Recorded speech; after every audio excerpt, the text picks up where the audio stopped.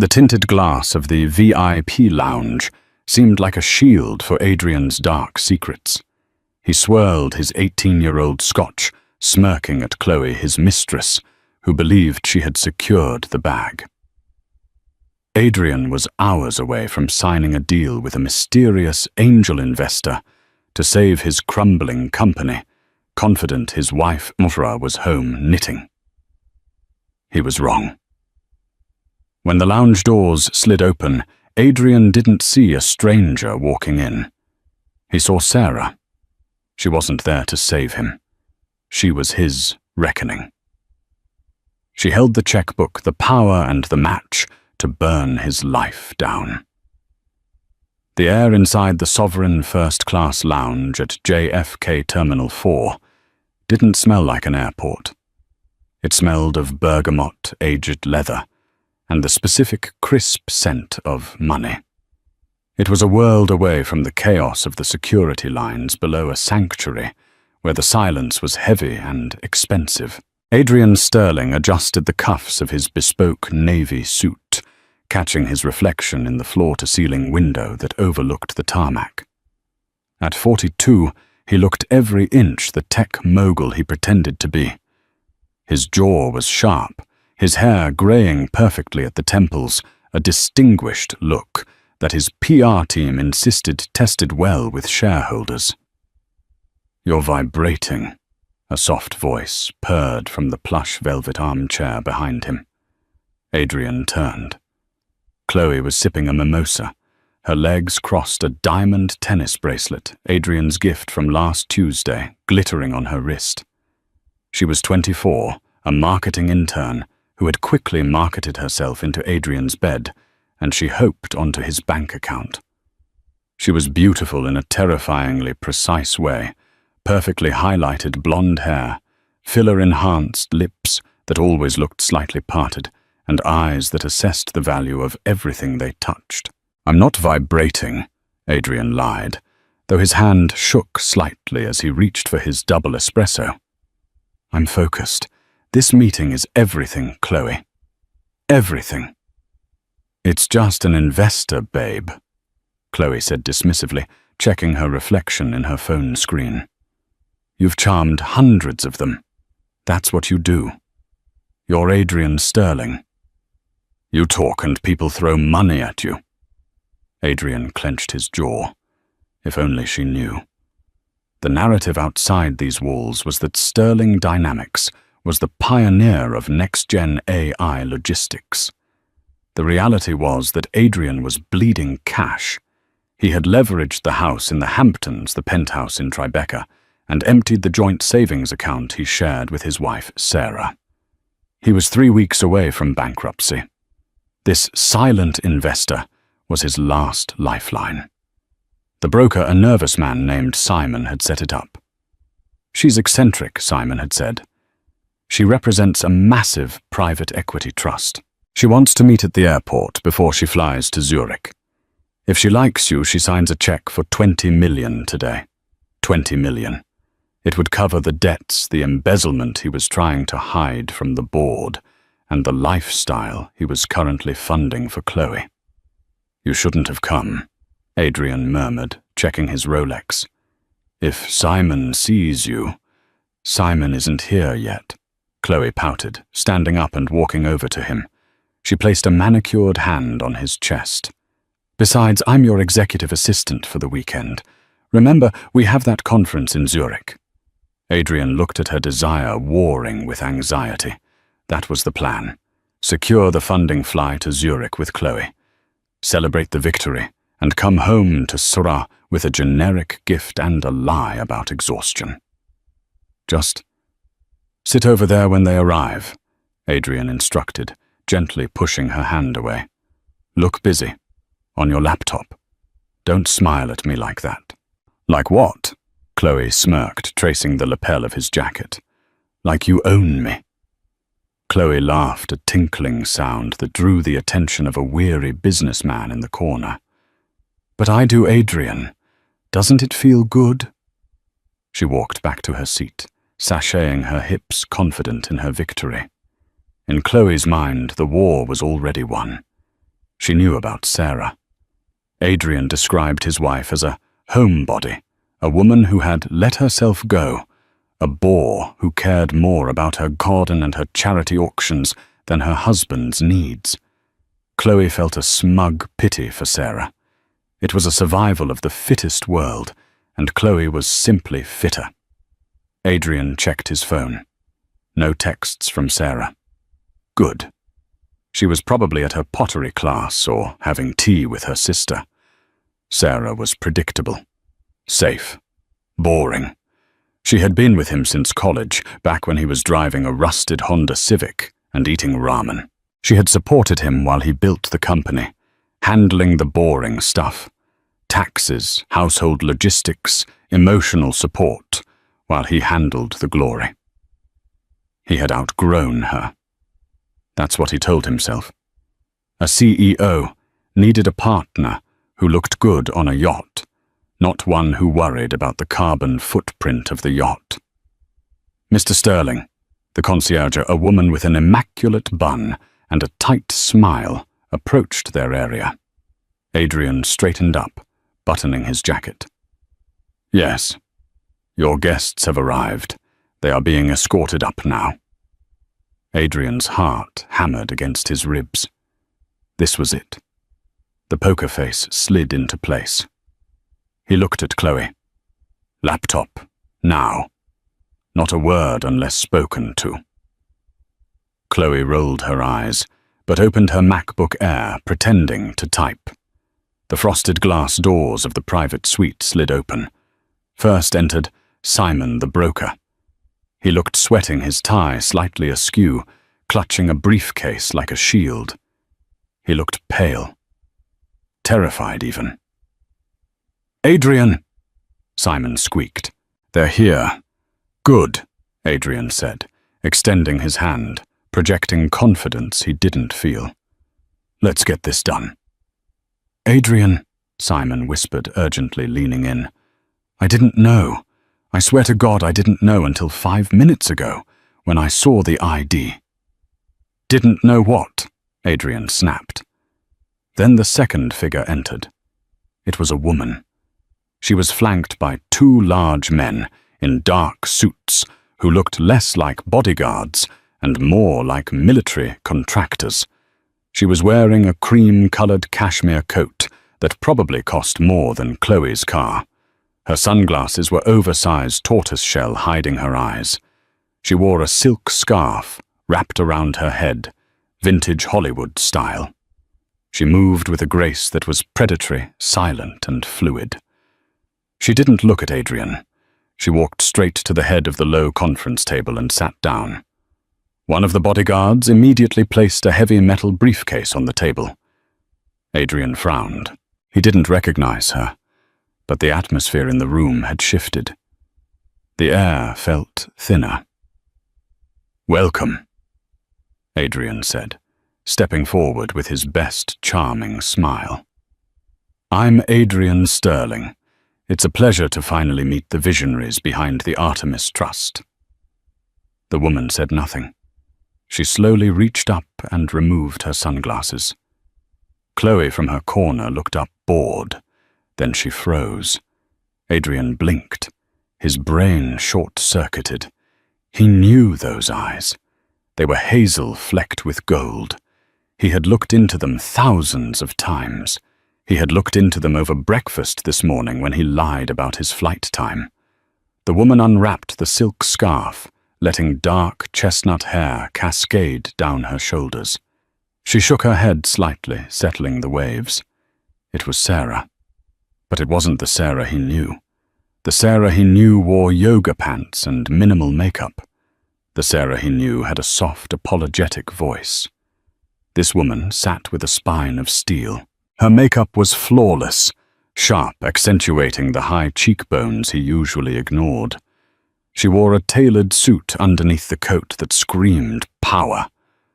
Adrian's mouth opened, but no sound came out. He looked at Simon. Simon was staring at the floor, trembling. Hello, Adrian, Sarah said. Her voice was unrecognizable. It was cool, detached, and devoid of any warmth, It was a business voice. "Sarah," Adrian finally choked out. What are you doing here? Did you follow me?" He felt a surge of panic, then anger. "Sarah, I am in the middle of a crucial meeting. You cannot just barge in here. How did you even get past security?" He turned to the bodyguards. "Who let her in?" "This is my wife." He turned back to Sarah, his face reddening. "Honey, look, I know you're suspicious, but this is work. You're embarrassing yourself. You need to leave, now." From the corner, Chloe let out a small, confused sound. "Wait, that's Sarah." Sarah didn't look at Chloe. She didn't even acknowledge Chloe existed. She kept her eyes locked on Adrian. "Sit down, Adrian," Sarah commanded. It wasn't a request. It was an order given by someone who was used to being obeyed. "I'm not sitting down," Adrian hissed. "Where is the investor, Simon? Where is the representative from Artemis Trust?" Simon looked up, his face grey.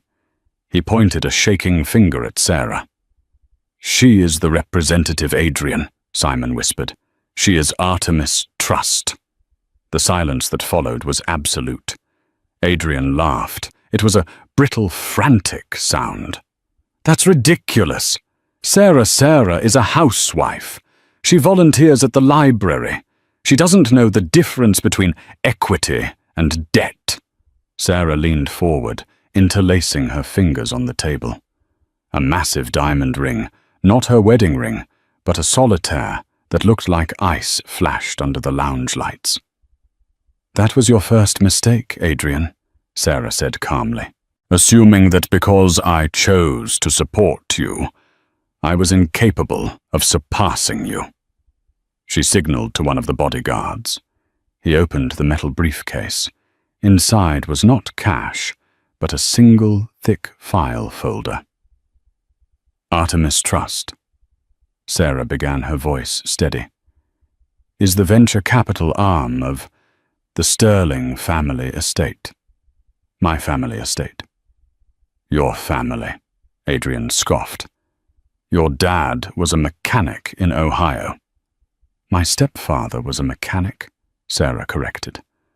"My biological father was William H. Vanderbilt IV. He died before I was born. I was adopted. I didn't access the trust until I turned 40 last year." Adrian felt the room spinning. "Vanderbilt Trust, I kept it quiet," Sarah continued, "because I wanted to see if you could build this company on your own. I wanted to see if the man I married was a man of integrity." She paused, her gaze finally flickering over to Chloe, who was shrinking into her chair, realizing she was very, very out of her depth. "I see I have my answer," Sarah said. Adrian scrambled to process this. "Sarah, baby, wait, you have money. You have that kind of money." "I have all the money, Adrian," she said simply, "and right now I hold the mortgage on your office building, the lien on our house, and the debt notes for Sterling Dynamics. I bought them all through shell companies over the last 6 months. Adrian slumped into the chair opposite her. The arrogance evaporated, replaced by a cold, creeping dread. "Why?" he whispered. "Because I knew," Sarah said. "I've known about the embezzlement for a year. I've known about her." She gestured vaguely at Chloe. "Since you hired her. So you're here to save me." Adrian grasped at a straw of hope. "You bought the debt to save the company. Because we're family." Sarah smiled. It was a terrifying expression. It was the smile of a predator looking at wounded prey. "Save you?" Sarah laughed softly. "Oh, Adrian, I didn't come here to invest. I came here to liquidate." She opened the folder. This is a hostile takeover, darling, and you have exactly 10 minutes to sign over your remaining shares and resign as CEO, or I release the evidence of your embezzlement to the SEC and the FBI. Adrian looked at the papers. Then he looked at his wife. For the first time in 20 years, he saw her. Really saw her. And he realized he was looking at a stranger who held a guillotine blade right above his neck. But first, Sarah said, her eyes shifting to Chloe, let's talk about your travel companion. The silence in the VIP lounge was broken only by the faint hum of the espresso machine in the far corner. Adrian sat paralyzed, his gaze bouncing between the unrecognizable woman who was his wife and the terrifying folder on the table. Sarah didn't look at the folder. She was looking past Adrian, towards the window seat, where Chloe was trying very hard to become invisible. "Miss Evans," Sarah said. Her voice was polite, distant, the way one speaks to a receptionist they don't plan on remembering. "Chloe Evans, 24, marketing coordinator. Salary $55,000 a year before taxes. Current residence, a one-bedroom apartment in Murray Hill that Adrian pays for." Chloe bristled, her survival instincts finally kicking in. She sat up straighter, adjusting the lapels of her blazer. "Excuse me. Who do you think you are?" "You don't know me." Sarah tilted her head. "I know everything about you, Chloe. I know you graduated from Arizona State with a 2.8 GPA. I know you have $30,000 in student loan debt that you haven't made a payment on in 6 months because Adrian told you he'd handle it. I know you prefer Pinot Grigio over Chardonnay and that you're allergic to shellfish." Sarah tapped a manicured fingernail on the table. "And I know you are currently wearing a Cartier Love bracelet, yellow gold retail value, approximately $7,000 purchased last Tuesday on Adrian's American Express Centurion card." Chloe smirked, glancing at Adrian for backup. "So he loves me. He likes to spoil me. That's more than you can say, apparently. Maybe if you paid more attention to your husband, he wouldn't be buying me jewelry."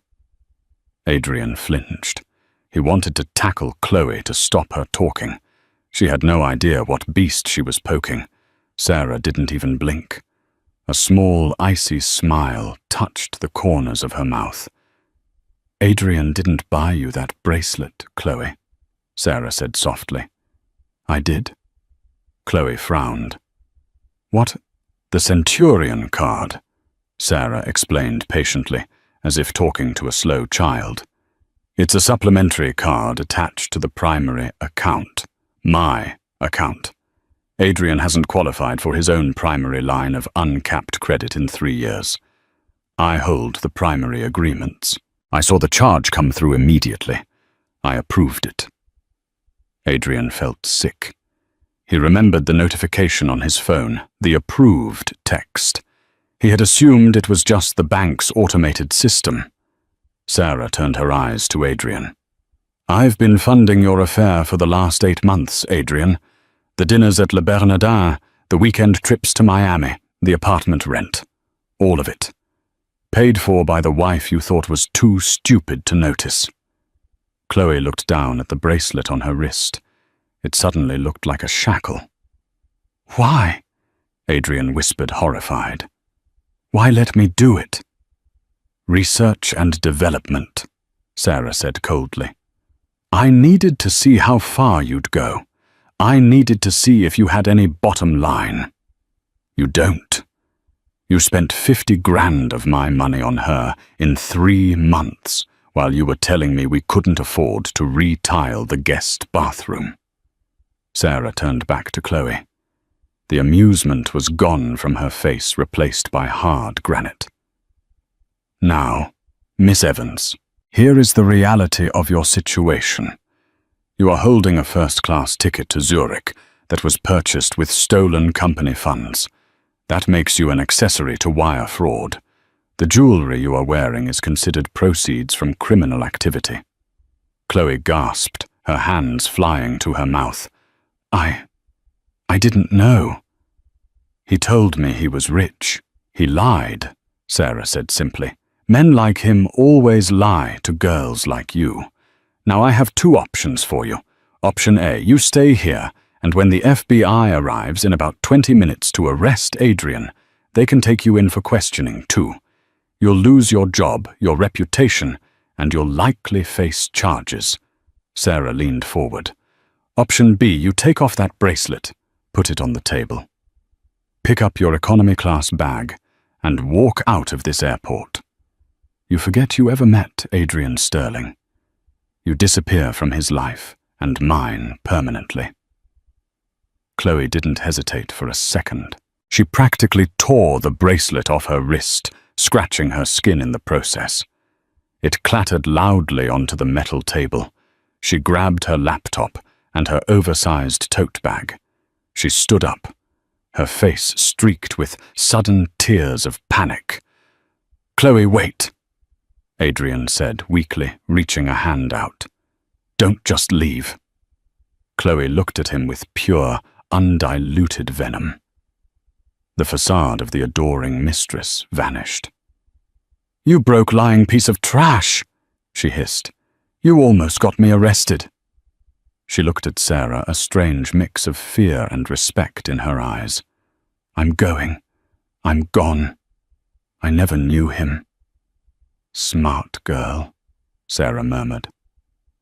Chloe fled the VIP lounge, her high heels clicking frantically on the polished floor, almost colliding with a waiter carrying a silver tray. The sound of the closing automatic door felt final. Adrian stared at the door. He was alone. The entourage was gone. The fantasy was over. It was just him, the bodyguards and the terrifying stranger wearing his wife's face. "She didn't even say goodbye," Adrian mumbled in shock. "Did you expect her to?" Sarah asked, reaching for the expensive scotch Adrian had abandoned. She took a sip, grimaced slightly, and set it down. "She was an employee, Adrian. You stopped being able to pay her salary. The transaction is over." She pushed the metal briefcase toward him. "Now, let's discuss the transaction that isn't over." Adrian couldn't take his eyes off the bracelet sitting on the table between them. It glittered under the recessed lighting, a golden symbol of his utter stupidity. "How long?" Adrian managed to ask, his voice rasping. "How long have you been planning this?" Sarah settled back into her chair, crossing her legs elegantly. The bodyguards took a step back, fading into the periphery, silent sentinels, ensuring Adrian didn't try anything foolish. "Do you remember that trip you took to Dubai last November?" Sarah asked. "The tech summit, where you said you were meeting Saudi investors." Adrian nodded mutely. He remembered it well.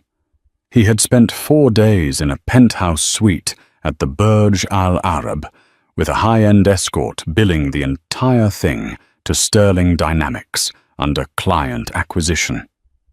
"I knew you were lying the moment you walked out the door with that new Toomey suitcase," Sarah said. "You always overpack when you're cheating. It's a tell, but I let it go. I figured it was just another midlife crisis cliché." She paused, smoothing the fabric of her cashmere coat. "Then a week later, I was organizing your home office. I found a receipt you'd carelessly stuffed into a blazer pocket. It was for a burner phone." Adrian closed his eyes.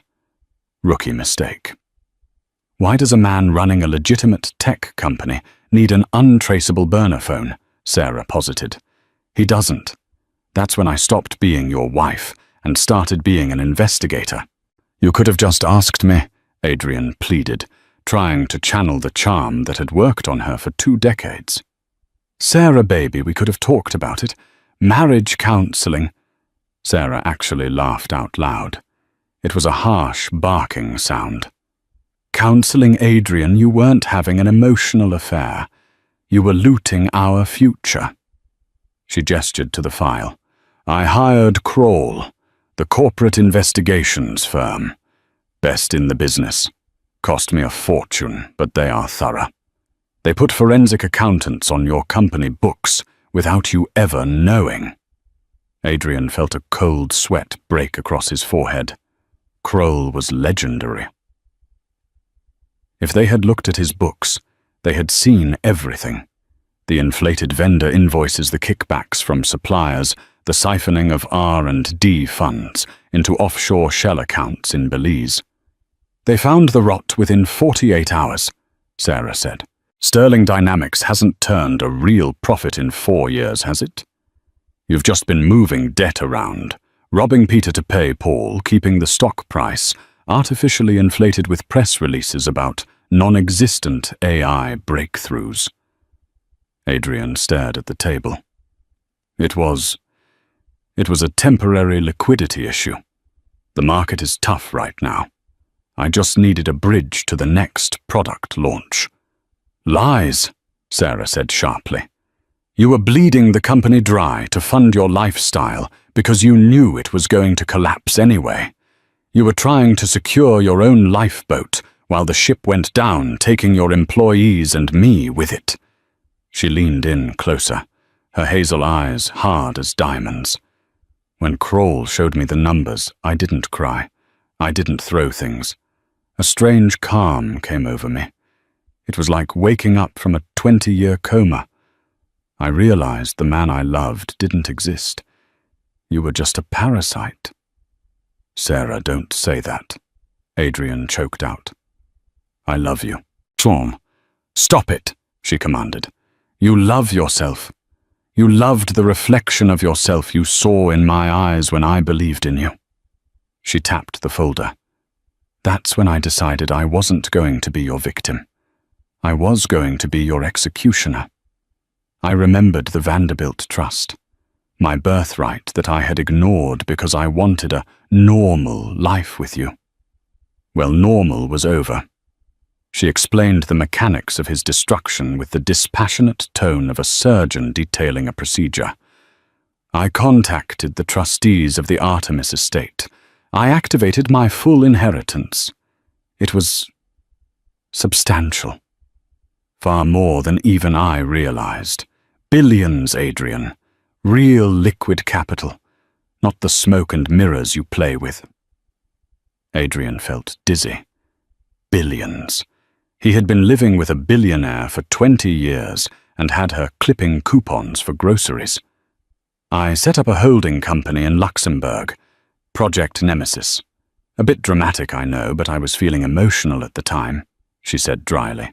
"Then I started buying your primary lender, Silicon Valley Bank of Commerce. They were nervous about your debt-to-equity ratio. They were practically begging someone to take your loan portfolio off their hands. I bought it for 80 cents on the dollar." Adrian remembered when the bank had suddenly stopped calling him for updates. He thought he had dodged a bullet. He had actually walked into a sniper's scope.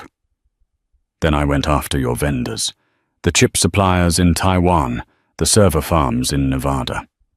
You owed them millions, and you were 90 days late on payments. I bought their debt notes too." Sarah spread her hands. "Basically, Adrian, every single person you owe money to. You don't owe them anymore. You owe me. I own every brick of Sterling Dynamics, every patent, every swivel chair, and every dollar of debt you've accumulated. And you set up this meeting." Adrian realized the full scope of the trap finally clicking into place. The angel investor. Simon. "Simon works for me now," Sarah confirmed. "He was very compliant once I showed him proof that he was knowingly helping you defraud investors. I told him to find you a savior, a mysterious woman with deep pockets who wanted to meet at the airport for a dramatic last-minute deal. You're so predictable, Adrian. You love the drama of the big win. I knew you wouldn't be able to resist." She stood up and walked slowly around the table to stand behind him. She placed her hands on his shoulders. They felt heavy, cold. "I wanted you to feel the high one last time," she whispered into his ear. "I wanted you to sit here feeling like the king of the world with your little mistress and your expensive scotch, thinking you had gotten away with it all. Because the higher you are, baby, the harder you fall." She squeezed his shoulders hard, then released him and walked back to her seat. "And now," Sarah declared, "we hit the ground." Adrian stared at the folder. He knew he shouldn't open it, but his hands moved of their own volition. He flipped back the cover. The first page was a summary written by the Kroll accountants. It was a death warrant. Subject: Adrian Sterling / Sterling Dynamics. Findings: gross misappropriation of funds, wire fraud, 14 counts, tax evasion. Estimated $4.2 million. Falsification of corporate records to mislead shareholders. He flipped the page. It was a bank statement from Apex Holdings Limited in the Cayman Islands. It showed transfers totaling $6 million over the last 2 years, moving directly from Sterling Dynamics operating accounts into Adrian's personal offshore stash. He flipped again. Emails. Emails he thought he had permanently deleted. Conversations with his CFO, conspiring to inflate the Q3 earnings report. Adrian slammed the folder shut. He felt like he was going to vomit. These are stolen," Adrian stammered, trying to regain some footing, any footing. "You can't use these. It's inadmissible. Fruit of the poisonous tree." Sarah raised an eyebrow. "Suddenly you're a legal scholar, Adrian. This isn't a court of law. Not yet. This is a negotiation in an airport lounge. And even if I couldn't use them, which I can because my investigators obtained them legally through whistleblowers in your IT department. Do you really want to take that chance?" She leaned forward. "Do you want the FBI knocking on your door tomorrow morning? Do you want the perp walk handcuffs media vans the whole show? Imagine the headlines, tech visionary unmasked as common thief. Imagine what that does to your legacy, to your mother." The mention of his mother stung. She was 70 proud and believed the sun rose and set on her successful son. This would kill her. "What do you want, Sarah?" Adrian asked, defeated. The fight had drained out of him. He was just tired and terrified. "I want what is mine," Sarah said. "Everything." She signaled to the bodyguard on the left, a man whose neck was wider than Adrian's head. He stepped forward and placed a sleek black tablet on the table in front of Adrian. It was displaying a DocuSign contract. "The terms of surrender," Sarah announced. Adrian looked down at the screen. "Agreement for the transfer of assets and resignation of executive duties." "Read it," Sarah said. Adrian scrolled with a trembling finger. The terms were brutal. Adrian Sterling agrees to immediately resign as CEO and chairman of the board of Sterling Dynamics, effective immediately. Adrian Sterling agrees to transfer all personally held voting shares and stock options to the Artemis Trust. Sarah Sterling for a total consideration of $1. Adrian Sterling agrees to vacate the Tribeca penthouse within 48 hours. The property is now sole owned by Sarah Sterling under foreclosure proceedings. Adrian Sterling acknowledges full responsibility for the corporate debt and agrees to a lifetime non-compete clause in the technology sector. There was more. They were taking his car. They were freezing his personal accounts to recoup the embezzled funds. They were leaving him with nothing but the clothes on his back and the fake reputation he had built. This leaves me destitute," Adrian whispered, looking up at her. "Sarah, I'll have nothing. How am I supposed to live $1 for my entire life's work? Your life's work is a fraud, Adrian. It has a negative value. I'm doing you a favor by taking it off your hands for $1. She paused, her eyes softening slightly, not with affection but with a semblance of pity. There is a clause at the bottom. Section 12. Read it. Adrian scrolled to the end. Section 12. In exchange for full compliance with all terms listed above, the Artemis Trust and Sarah Sterling agree to sign a non-disclosure agreement regarding the criminal activities detailed in the attached evidence folder. The evidence will be sealed and destroyed after a period of 5 years, provided Adrian Sterling breaches no part of this agreement. The transition of power will be framed publicly as a strategic retirement due to health reasons to protect share value. It's the only lifeline you're going to get, Adrian, Sarah said quietly. You sign and you get to walk away. You'll be broke, yes. You'll be divorced. You'll be starting over at 42 with a ruined credit score. But you won't be in federal prison. You won't be a convicted felon. She checked her diamond watch. My flight to Zurich leaves in 45 minutes. I have to get to the gate. You have 3 minutes to decide. Sign the tablet, or I hand that folder to the 2 gentlemen behind you who are actually retired U.S. Marshals I hired for the day, and they will detain you until the FBI arrives. The silence stretched. Adrian looked at the tablet. He looked at the door where Chloe had fled. He looked at his wife, the billionaire stranger who held his life in her manicured hands. He realized with stark clarity that the Adrian Sterling who walked into this lounge, the arrogant CEO, the lover, the master of the universe, was already dead. With a shaking hand, Adrian picked up the stylus. He didn't read the rest of the contract. He just scrolled to the signature line. He signed his name. It looked spindly weak, like a child's scrawl. The tablet beeped, confirming the transaction. Sarah stood up. The bodyguards moved instantly to her sides. One of them picked up the tablet and the folder of evidence. Sarah adjusted her sunglasses, sliding them back onto her face, shielding her eyes once more. "Goodbye, Adrian," she said, her voice devoid of any emotion at all. "Try not to miss your flight home." "Oh wait, you don't have a ticket anymore. I cancelled yours when I bought Chloe's." She turned and walked toward the exit, her entourage trailing in her wake like a powerful current.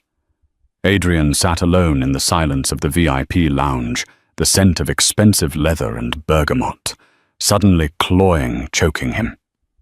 He stared at the empty Scotch glass, the golden bracelet Chloe left behind, and realized he had just signed away his entire existence for a single $1. The descent from the VIP lounge was not a metaphorical one. It was a physical humiliation.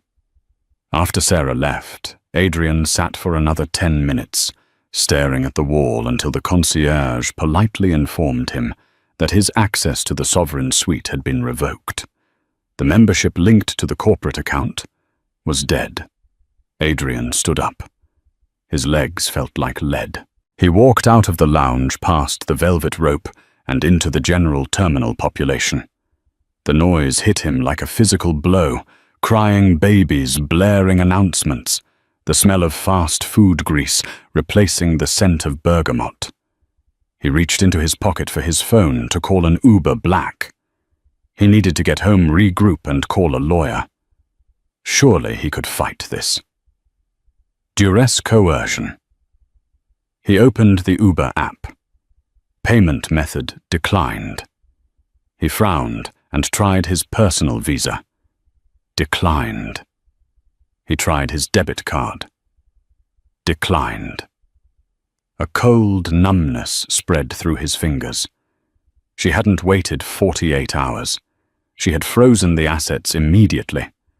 The security team she mentioned must have triggered the digital lockout the moment his signature hit that tablet. Adrian checked his wallet. He had $40 in cash. He walked out of the terminal, bypassing the black car line he had used for 15 years, and stood in the freezing wind at the taxi stand. He took a yellow cab. "Tribeca," Adrian told the driver, a weary man named Constantine. "And take the bridge, not the tunnel. I'm short on cash." The ride was a blur of grey highway and panic. When they pulled up to the penthouse building, a gleaming glass needle in the sky, where Adrian had felt like a god, the doorman Henry was standing outside. Henry had known Adrian for 10 years. He had walked Adrian's dog. He had accepted Adrian's Christmas tips. Adrian stepped out of the cab, handing the driver his last $40. He walked toward the glass doors. Henry stepped in front of him. He didn't smile. "Mr. Sterling," Henry said, his voice dropping an octave. "I can't let you up." "What are you talking about, Henry?" "It's me.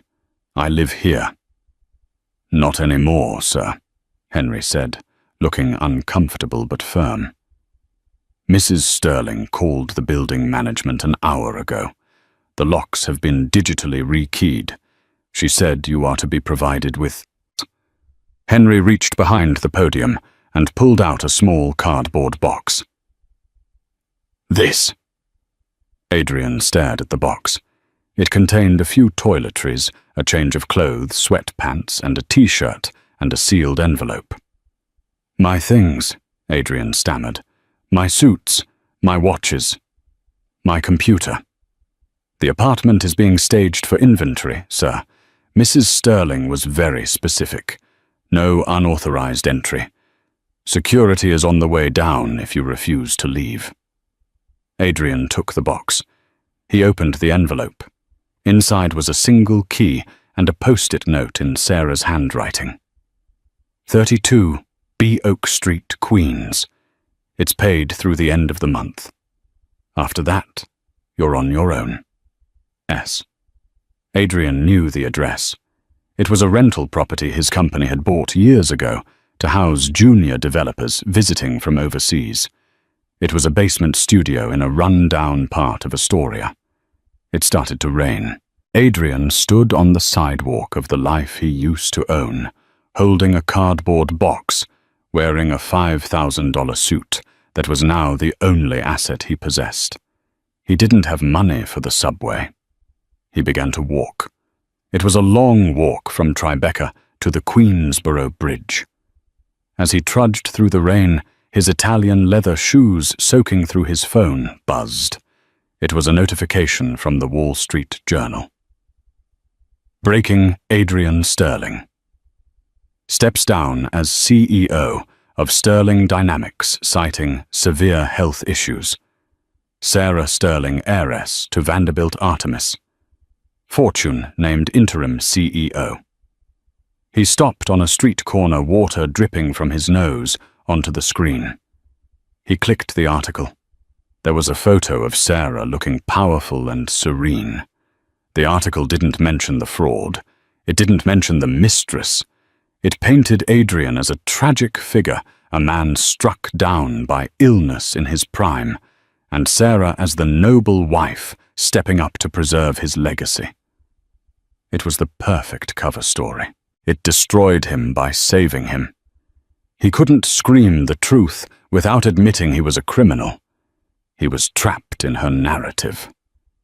Adrian looked up at the grey sky and let out a scream that was swallowed instantly by the roar of the city traffic. 6 months later. The boardroom of Sterling Dynamics had changed. The foosball table Adrian had installed in the corner was gone, replaced by a bookshelf filled with technical manuals and financial regulations. The kegerator was gone. The Move Fast and Break Things neon sign had been taken down. Sarah sat at the head of the table. She wore a navy power suit, her hair pulled back in a sharp, no-nonsense ponytail. "The Q3 numbers are in," announced David, the new CFO Sarah had poached from Goldman Sachs. Since we cut the blue sky vanity projects and focused on the core logistics, AI operating costs are down 40%. Revenue is up 22%. Sarah nodded, reviewing the tablet in front of her. Good. And the debt restructuring. The Artemis Trust officially absorbed the toxic assets last week, David confirmed. We are in the black, Sarah. For the first time in company history, Sterling Dynamics is actually profitable. Not Silicon Valley profitable. Real-world profitable. A murmur of approval went around the table. The board members who had initially been skeptical of the housewife taking over now looked at her with reverence. She hadn't just saved the ship. She had turned it into a battleship. What about the pending lawsuits regarding the previous administration? Sarah asked, her voice cool. Settled, the general counsel replied. The NDA you had Mr. Sterling sign was ironclad. The SEC is satisfied with our internal audit and the restitution paid by the trust. They've closed the file on Adrian. Excellent, Sarah said. Then let's get to work on the expansion. Later that evening, Sarah stood in her office, Adrian's old office. She had changed the furniture. The leather couch where Adrian used to nap, and likely other things, was gone. The room was airy, filled with plants. Her assistant buzzed in. Mrs. Sterling, there's a visitor in the lobby. He doesn't have an appointment, but he says he knows you. Sarah checked the time. Who is it? He says his name is Adrian. Sarah paused. She walked to the window, looking out over the city lights. She felt a flicker of something not love, not hate, just a distant memory of pain. Send him up, she said. 5 minutes later, Adrian walked in. He looked different. The grey at his temples had spread. He had lost weight, and not in a good way. He was wearing a suit, but it was ill-fitting, likely bought off the rack at a department store. He looked tired, defeated. Hello, Adrian, Sarah said, not moving from behind her desk. Sarah, Adrian said.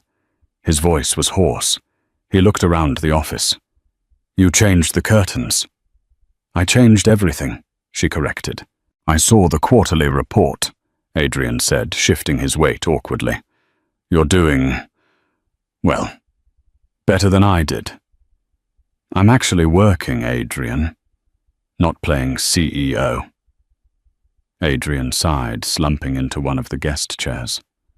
Look, Sarah, I'm struggling. No one will hire me. The health issues story. People think I'm a liability. Or they've heard whispers. I've applied for consulting gigs, sales jobs. Nothing. I'm working at a copy shop in Queens. Minimum wage. He looked up at her, his eyes wet. I can't live like this. I know I screwed up. But did I deserve this total annihilation? Sarah looked at him. She remembered the nights she sat up waiting for him, the lies, the smell of Chloe's perfume on his shirts, the way he looked at her like she was furniture. You signed the deal, Adrian, she said softly. I need a loan, he begged. Just 10 grand to get a decent apartment. I'll pay you back. Please, for the sake of the 20 years we had. Sarah opened her drawer. She pulled out a checkbook. Adrian's eyes lit up with pathetic hope. She wrote a check. She ripped it out and slid it across the desk. Adrian grabbed it. He looked at the amount. $1. He looked up confused. $1. The sale price of your dignity, Sarah said. I don't owe you money, Adrian. I owe you a lesson. You spent 20 years thinking you were the smartest person in the room, using people as stepping stones. Now you're at the bottom. If you want to climb back up, you do it the way I did. You work for it. Without shortcuts. Without lies. She stood up. Keep the dollar. Frame it. Let it remind you of what you're actually worth when you strip away the lies. Sarah. Get out, Adrian. I have a company to run. Adrian stared at her. He saw no mercy in her eyes, only a mirror reflecting his own failures. He crumpled the check in his fist and turned to leave. As he reached the door, Sarah spoke one last time. Oh, and Adrian. I saw Chloe last week. Adrian froze. You did. She's waiting tables at a bistro in the West Village. She asked how you were. I told her I didn't know. Sarah smiled a genuine, sharp smile. She didn't ask for your number. The grand ballroom of the Plaza Hotel did not just smell of money. It smelled of victory. It was a sensory overload of expensive perfumes, oud jasmine and santal, mingling with the scent of wild mushroom tartlets and vintage champagne. The air conditioning was set to a precise, crisp temperature, keeping the captains of industry cool in their tuxedos and the heiresses comfortable in their backless gowns. It had been exactly 1 year since the collapse of the old sterling dynamics and the rise of the new empire. Tonight was the coronation. The New York Tech Innovators of the Year Gala was the kind of event where a single ticket cost more than most people earned in 6 months. It was a room filled with sharks, visionaries, and survivors. In the center of it all, bathed in the warm, golden glow of the stage lights, stood Sarah Sterling. She was unrecognizable from the woman who had once quietly knitted in the background of Adrian's life. She wore a gown of emerald green silk that draped over her frame like liquid armor, striking against the sea of black tuxedos. Her hair, once loose and modest, was styled in a sleek architectural wave. She didn't look like a wife or a widow or a stand-in. She looked like a monarch. And now, the host, a famous tech journalist, with a booming voice announced for the evening's highest honor, the Phoenix Award for Corporate Resurrection and Ethical Leadership. Please welcome the CEO, who turned a sinking ship into a global fleet. Sarah Sterling. The applause was not polite. It was thunderous. It was the sound of respect earned in the trenches of balance sheets and board meetings. People stood up. Competitors who had tried to buy her out for pennies a year ago were now clapping the loudest, hoping to catch her eye. Far away from the spotlight in the dimly lit service corridor, connecting the ballroom to the kitchen, a man stood in the shadows. Adrian adjusted his bow tie. It was a clip-on made of cheap polyester that chafed his neck. His tuxedo jacket was 2 sizes too big in the shoulders and tight around the waist, a generic uniform issued by the catering agency. He held a silver tray, piled high with empty champagne flutes, the stems sticky with the dregs of expensive wine. He wasn't supposed to be watching. He was assigned to the cleanup crew, Zone 4, which meant he was responsible for clearing the debris of the rich. But when he heard her name over the speakers, his feet had stopped moving of their own accord. He peered through the small circular window of the swinging service door. He saw her walk to the podium. He saw the way she held herself, shoulders back, chin high, not a trace of the hesitation he used to mistake for weakness. Thank you. Sarah spoke into the microphone. Her voice was amplified, filling the cavernous room clear and resonant. This award is heavy. The crowd chuckled dutifully. It's heavy, she continued, her face serious, because it carries the weight of everyone who was told they were just something, just a spectator, just a supporter, just a background character in someone else's story. Adrian felt a tightness in his chest that had nothing to do with the cheap collar. He remembered telling her years ago that she wouldn't understand the complexities of his business. He remembered the dismissive wave of his hand when she asked about the accounts. We often mistake noise for power, Sarah said, scanning the room, her eyes glittering under the lights. We mistake arrogance for vision, but true innovation isn't about how loud you can shout about your success. It's about the quiet, unglamorous work of cleaning up the mess and building something real on the foundation of truth. She paused, and the room was so silent you could hear the ice melting in the buckets. I accept this for my team, she finished, and for anyone who had to burn their life down to find out who they really were in the ashes. The ovation resumed louder than before. Flashbulbs popped in a blinding staccato rhythm, immortalizing her triumph. Man, she is something else, isn't she? Adrian jumped slightly. A busboy had come up beside him, balancing a stack of dessert plates. The kid looked young, maybe 19, with acne scars and bright, eager eyes. Yeah, Adrian whispered, his throat dry. She is. I read about her in Forbes, the kid whispered, eager to gossip during their unauthorized break. Took over her husband's company after he went crazy or got sick or something. They say she fired half the board in the first week. Ruthless. But look at her now. She's a legend. Adrian looked down at his hands. They were chapped from the industrial dish soap, the fingernails trimmed short and rough. The hands of a laborer. You think he's here? The kid asked, craning his neck to see the stage. The husband, Adrian Sterling. Adrian flinched at the sound of his own name. It sounded foreign, like a word from a dead language. I heard he retired to a private island, the kid continued, spinning his own fantasy. Probably sitting on a beach somewhere, drinking Mai Tais, living off her money. Lucky guy, right? Adrian stared through the glass window one last time. He watched Sarah laugh at something the host said. She looked free. She looked lighter than she had in 20 years, unburdened by the dead weight of his ego. No, Adrian said quietly. The resignation in his voice was absolute. He's not on an island. Oh. The kid looked at him. You know something. Where is he then? Adrian tightened his grip on the silver tray, the metal digging into his palm. He's gone. He doesn't exist anymore. The kid shrugged, losing interest. Well, shame.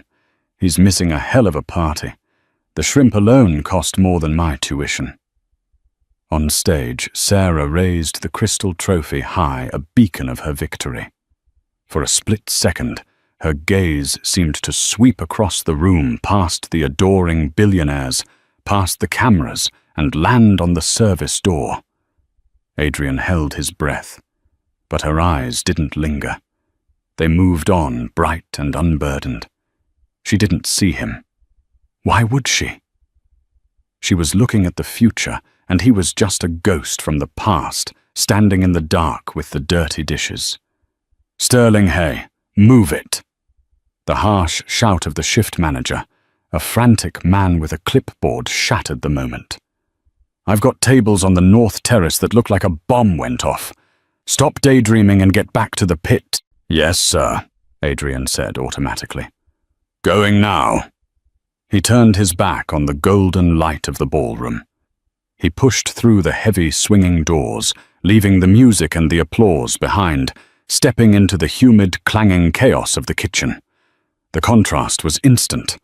The smell of perfume was replaced by the stench of wet garbage and steam. The sound of violins was drowned out by the roar of the industrial dishwasher and the shouting of line cooks. Adrian walked to the large stainless steel sink in the corner, the pit.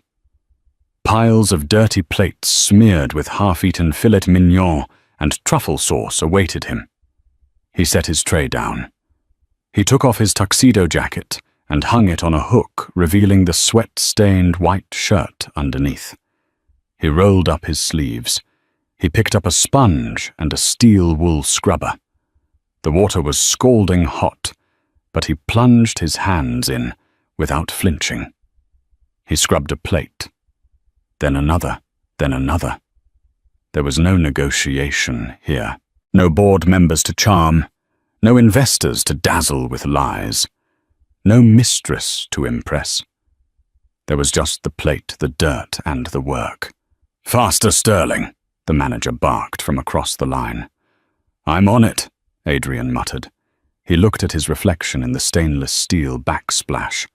The man staring back was older, greyer, and tired. The arrogance was gone, scraped away like the food on the plates.